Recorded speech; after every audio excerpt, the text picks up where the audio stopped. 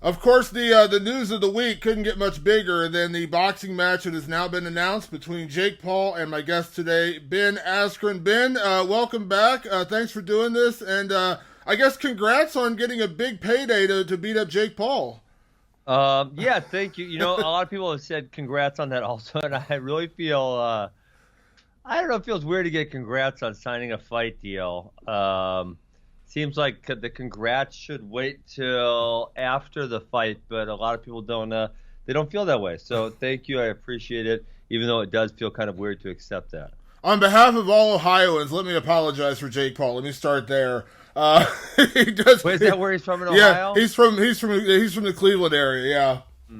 Got it. Yeah, him and his brother were wrestlers. They actually were wrestlers here in Ohio. Yeah, Funny, you saw they went to one of my camps. Yeah, I did. I thought that was a great picture. I thought that was great. They're cute little kids. Yeah. So now okay. So you guys were going back and forth on social media, and despite what everyone believes, Twitter is not always real life. But how exactly did this really come together? Like, was it as easy as Triller reaching out and saying, "Hey, do you want this fight?" Like, how did it actually come together?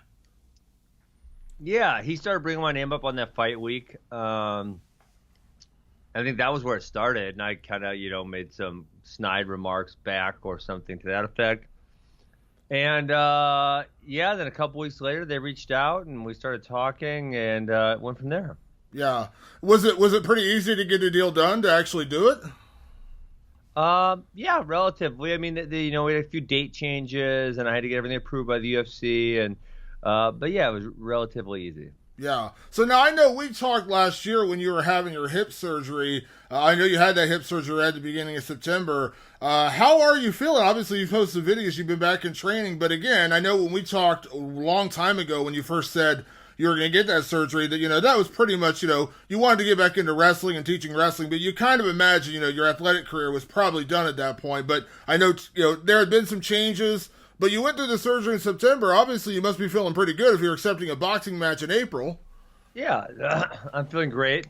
But, the thing I did say when I retired, I said I will never be a full-time fighter, but if something interesting comes up, I'd be willing to accept that. And that's kind of, this falls in that category, I think. I'm not going to be a full-time boxer, but I had got an interesting opportunity, and I'm going to take advantage of it. Is there less stress, and I don't mean this as an insult to boxing, I'm just saying, like, in terms of the athleticism, is there less stress on your body for boxing than it would be for wrestling in terms of your hip? Oh, yeah, way less. Way, way, way less. I mean, wrestling, you put in all kinds of really, really strange positions. So, yeah, boxing's way easier. Or, Yeah. Even than anything, right? Jiu-jitsu, kickboxing, Muay Thai. Yes, there's very little stress comparatively. Yeah. Now, if they had announced this and said you were going to wrestle Jake Paul, I think a lot of people would have said, "Oh, that'll be fun to watch Ben, torque him up into a pretzel and have fun." But boxing, now, Ben, I think you'll be the first guy to admit you weren't a boxer. Wait, why would wrestling would be interesting? I would just pin him in 10 seconds. Well, you could hurt him for a little bit. Come on now, you could stretch out a wrestling match for more than 10 seconds. I know you could. Yeah, but then they would know I'm faking it. But during your fight career, you were not known as a boxer. Now, I don't think I don't think that's an insult. You were a phenomenal wrestler. Why would you suddenly abandon that to decide you're going to be a boxer? But what, like, when you saw this opportunity, like, how confident were you in terms of, like, boxing a guy like Jake Paul? Because, again, I know you box. Obviously, you box in training, but you were not known as a boxer. Yeah. So when I was doing MMA, I never, all my stand-up was based around how do I execute the intro to the striking and then get to my wrestling, right? And I was very, very successful at it. I calculated this the other day. I think I got a takedown in 48 out of 51 rounds I ever fought in mixed martial arts. So my strategy worked really, really, really well. That's like a 95% success rate or somewhere around there. Yeah, and so with boxing, obviously it's different. But I told someone the other day I'm really good at athletics. I wanted to be a really great wrestler. I won NCAA titles and made the Olympics. I wanted to be a good mixed martial artist. I won multiple belts in multiple organizations. And if I want to beat up an amateur boxer, it ain't going to take me more than 3 months of training to do so. So now what, I know this literally just came together days ago, and I seen your interview with Ariel where you talked about like you're still getting your camp together, but Yeah. what will a boxing camp for Ben Askren look like? Has that been determined? Yeah, so I'm going to use a lot of old Rufus people. I've had some interesting people reaching out on Twitter, so I'm probably going to kind of look into seeing if I can't bring a few other people in to get their opinion and to hopefully get some knowledge. This first little bit is all about getting back in shape. So I wasn't even allowed to work out for like 3 months after my surgery. And then when that time period hit, I started doing some training just to kind of get back into it. But it wasn't purposeful training, right? I wasn't training hard. And so I started getting back in shape. And then when this got a little more serious, like last week, I got a couple, pretty good workouts in. And then when it came together, I think this came together on Sunday or Monday, I think is when we kind of finalized it. This whole week, I got back with my strength and conditioning coach and really just kind of working on getting back in shape. And that's kind of what the first little part's about. And then I'm going to start doing just a whole bunch of boxing. It's kind of going to be fun because I love the aspect of like training to try to be good at something. And when you think about it, boxing is so much easier than mixed martial arts. You just have to take your two hands and you got to punch someone in the face. Whereas in mixed martial arts, you have to worry about the takedowns. You can get takedowns. You can stuff the takedown. You can clinch them. You can knee them. You can kick them. You can punch them. You can elbow them.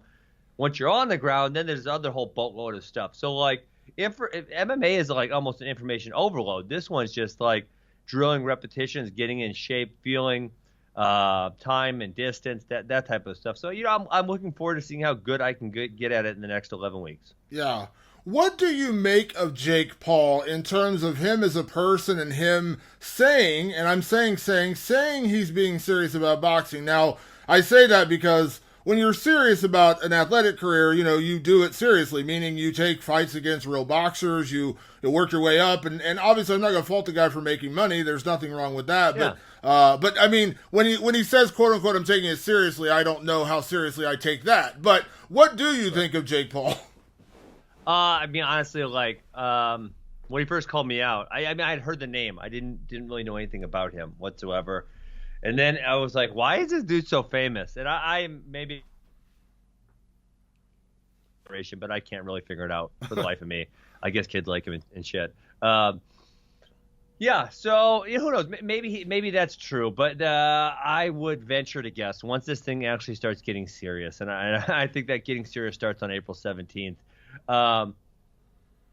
He's gonna probably think twice about it, and he's gonna think, wow, there's a lot easier ways to make money for me in life. Like this, I kind of thought this was a good idea. I kind of thought it was cool. And now maybe I'm thinking twice about this. What have you seen, or did you watch his two other boxing matches?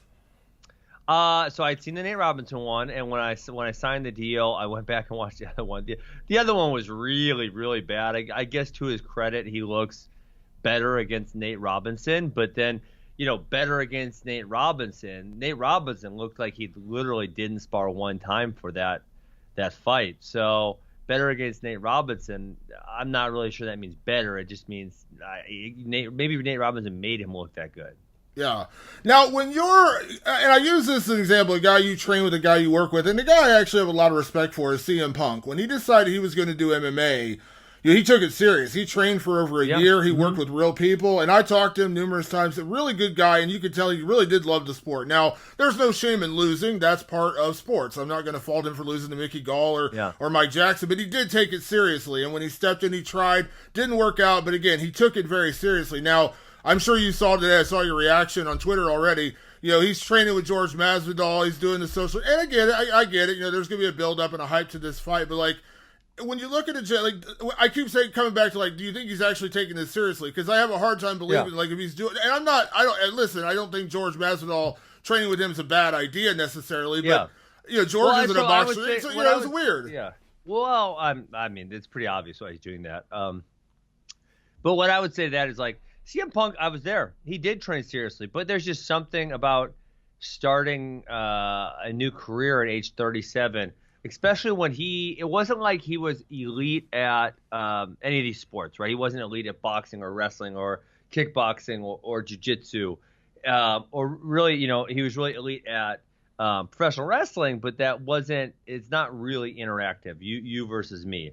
And so you don't really know what that feels like. You haven't been in those wars, and it takes time. I see it with the kids at my academy, kids who've been there for 6, 7, 8 years. They deal with things differently. Like when another guy with a new kid, if another guy like clubs him hard upside the head, it's like, oh shit, And whereas a guy who's been there for a long time kind of just is like, oh, okay, let's do this then. Like I see what we're doing here.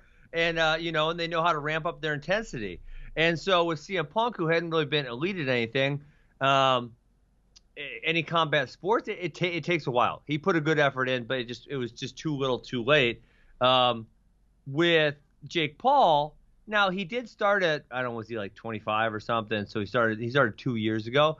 Like with the right environment and the right amount of time, could he become elite? Yes. Do I think that's what's going to happen? No, that's not what I think is going to happen. Yeah. You said the other day that, because you've engaged and you've had opponents try to trash talk you before, and I love the quote you said about Aaron Rodgers, kill him with indifference, which made me laugh. You knew Jake was going to try to play head games with you. He already put out the Masvidal video, and he did the thing on Instagram where he followed your wife, and you already responded. Your wife responded, which is hilarious, by the way. Do you feel like in a way all this, I mean, again, I know, and listen, because I don't know how much you watched in the lead up, but like you could tell like Nate Robinson was like fired up. Now, Nate was not trained and that was a whole other story, but you could tell Nate was fired up and kind of pissed off and all those kind of things. Do you feel like in a way you're kind of already diffusing Jake Paul because you're not letting him do what he wants to do? He's trying to get in your head and it's obviously not working. Yeah, I don't believe anyone's gotten in my head. Ever. I don't anticipate anyone getting in my head. I'm sure he is going to make some good effort at it, but it's not going to work. Yeah, I mean, you knew with your wife thing, you knew he was going to try to go for the low blow right away, and you diffused that immediately, which I thought was hilarious. Asking your wife to react to what was it, the thick comment, which I cracked up at. You pretty much took away his best weapon right there because you figured that's what he's going to try to do, right? I mean, for me, I don't really see why anyone would get offended by that. Jake Paul, otherwise, whoever, it's like, okay, I mean, I think my wife's attractive. I guess you're commenting on that. I don't know how that bugs me. I mean, to me, that's like, hey, the wall's gray. Well, yeah, the wall's gray. And what else? What you got something else to say about it? The wall's really gray. Okay. All right. Good. Great. Thanks. Yeah. Well, I know that in terms of athletic accomplishments, obviously you've done far more than that. But in terms of like the mental side of it, do you feel like it's just going to be a really hard time for him to actually try to get under your skin? Yeah, he's not getting under my skin. Yeah, far-fetched. Yeah. And I know you said that, Triller, I'm not going to ask you to reveal the paycheck, but Triller is paying you well for this fight. You're making a pretty decent payday for this one? Great. Uh-huh. Did that play a factor in saying yes to this, or were you in no matter what? I mean, I wouldn't have done it for nothing because my time is valuable and I have a lot of things going on. But at the same time, it's like in my younger years, say if I was in college and I was bored in the summer and I didn't really have anything going on, yeah, I would have done it for free. You know what I'm saying? Like if I wasn't busy. Right now, my life is really busy. I own 5 wrestling academies. I'm doing a whole bunch of things, and so my time is valuable. But say I'm in college and we're on summer break and I got no classes, and you say, "Hey Ben, let's go throw some boxing gloves on and fight this dude over here, and we're gonna videotape it." I would have said, "Yeah, okay, let's go." That sounds like fun. I think I've done that before. Yeah, you predicted a 7th round TKO in this fight, meaning you're not gonna finish him early. You're gonna drag it out a little bit, and we know that when these situations come up, and we've seen it before, these celebrity boxing things. when a guy actually gets beaten, and we've seen it a couple of times. Well, like I remember, has anyone ever brought up the was it the Tough Enough thing WWE did years ago when they tried to do like a tough man competition, and then the finalists? I kind of remember that. Yeah, and he fought Butterbean, and Butterbean knocked him out like really badly in like 30 seconds. Like it was real bad. And that's like, well, that's the end of that guy's career. Do you feel like after you beat Jake Paul, everything goes well, you knock out Jake Paul, do you feel like that's going to be kind of the end of the Jake Paul hype, the end of the Jake Paul celebrity boxing thing? No. I mean, so maybe it's one where he says, like, that's too hard. There's easier ways to make money. But, I mean, with someone who's got that large of a following, I would anticipate there's always someone he can fight to make some money. Maybe it's not as much, right? Maybe there's a dip or something. But, like, I'm sure there's some other YouTuber that he can fight. I mean, I don't even know who all these YouTubers are. I have no idea. But I'm sure there's someone that he could pick who also has an equally large following. And they could get other people motivated about watching it. Yeah, maybe Dylan Dennis. Maybe you get Dylan to come out there and fight him. Dylan Dennis, what a loser. Well, Ben, I appreciate you doing this. Obviously, it's going to be fun to see you back in there competing again, man. Obviously, I'm glad the hip's doing well. I'm looking forward to this one on April 17th. And best of luck in the training, man. And thank you so much for doing this today. I really appreciate it. Thanks a lot. You got it. All right, talk to you soon. Yeah. Bye.